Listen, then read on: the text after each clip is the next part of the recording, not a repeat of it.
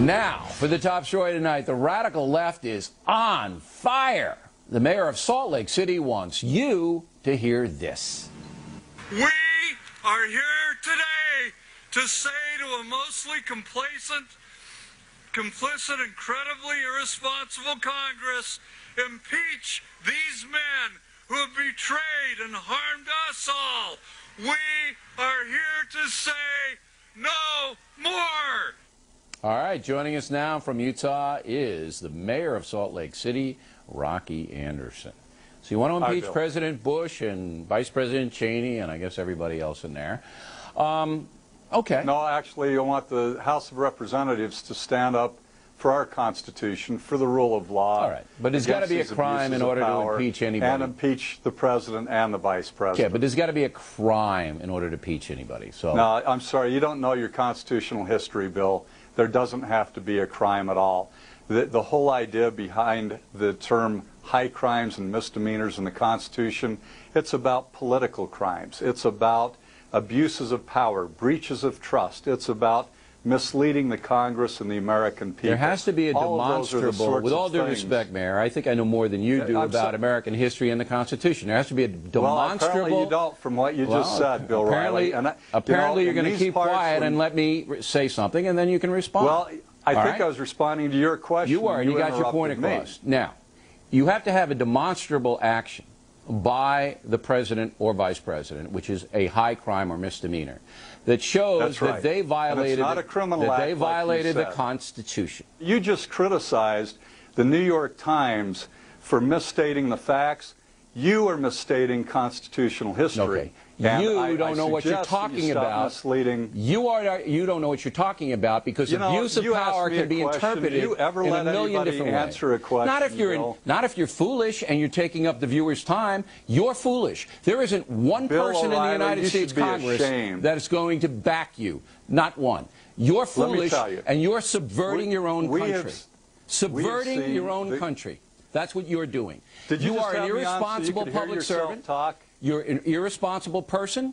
You don't know what you're talking about. There isn't one congressperson who will introduce an article of impeachment. You can't get anybody to do it because they know you're a kook. That's why. Do you just have guests on your program so you can hear yourself talk? Go ahead, Mayor. You know, where I'm from, we ask people questions. We give them the courtesy of answering without being interrupted. It depends how kooky you are. I'm not going to let you say something that's totally insane like you're saying. This is classic Bill, isn't it, that you invite guests on to call them names. I love my country. I love our Constitution. I believe very strongly in the rule of law. Yeah, well, your interpretation of the Constitution is kooky. That's what it is. You let me know when you're finished. I am finished. I want to move along. You let me know when you're finished, and you're going to stop calling people names. I didn't call you a name. I said your interpretation of the Constitution is kooky, and it is. Now, you are the former president. You tell me. You're the former president. Hey, you want to talk? I want to get another question in. You're the former president of the American Civil Liberties Union of Utah, correct? I am. Okay. You are a board member. Because I believe in our Constitution. I know you do. You are the board. You're a board member of Planned Parenthood. You blog for a far-left Daily Kos deal. You asked the Daily Kos, do you blog for them? Oh, we've posted some of our speeches on Daily Kos, yes.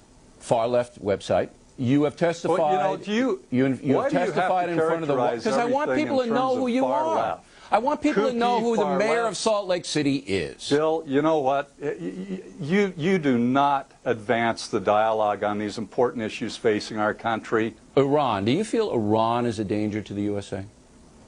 I do, especially given our provocations. I think that what we have done in the Middle East, we have been our worst enemy. We're creating more and more enemies every single day. So we provoked Iran? We provoked them? Absolutely. Look at what we did in Iraq. We had no business invading and occupying a Muslim country. All right. Do you feel that Iran played into Osama bin Laden's hands in just unbelievable and that's legitimate. I'll surprise you. The Iraq the debate is legitimate. Now, Iran, you feel that we provoked them. Do you feel that they are a sponsor, a state sponsor of terrorism, Iran? I think that they've engaged in terroristic acts and probably sponsoring terrorism. But, Bill, I think that we need to engage in dialogue. Okay, so do I. I'll chat with them all day long. Do you believe that we should allow Iran to get a nuclear weapon? No, absolutely not. Would you go to war over that? If they were building a nuclear weapon, I think they have to be stopped. Militarily? But I think that we need to be consistent. Would you go to war over that? If they were building a nuclear capability, but, you know, I think that we need to know that it's good intelligence. I'm not going to believe President Bush on that score anymore after he misled this entire nation. All right, so you'd have to see the nuke. You'd have to see the nuke yourself. Building a nuclear capability. You'd have to see the nuke yourself. Are you going to believe President Bush when he tells you that Iran is building a nuclear capability? I don't think the president is a liar like you do. I don't. Okay, well, that's just my opinion. Well, and I know I'm ill-informed. I'm not as smart as you, but that's what I believe. Have you seen the National Intelligence Estimate that was provided in October of 2002, in which the intelligence agency under the State Department said that Iraq was not building up a nuclear capability, that this whole story about the aluminum tubes was completely off base? We had William Cohen, Secretary of Defense, on here under President Clinton. He believed, and so did President Clinton, that Saddam had weapons of mass destruction. Mayor, very instructive. Well, we appreciate you coming on a program. And we got to go because it's only an hour program. Bill. I know I am. I appreciate it.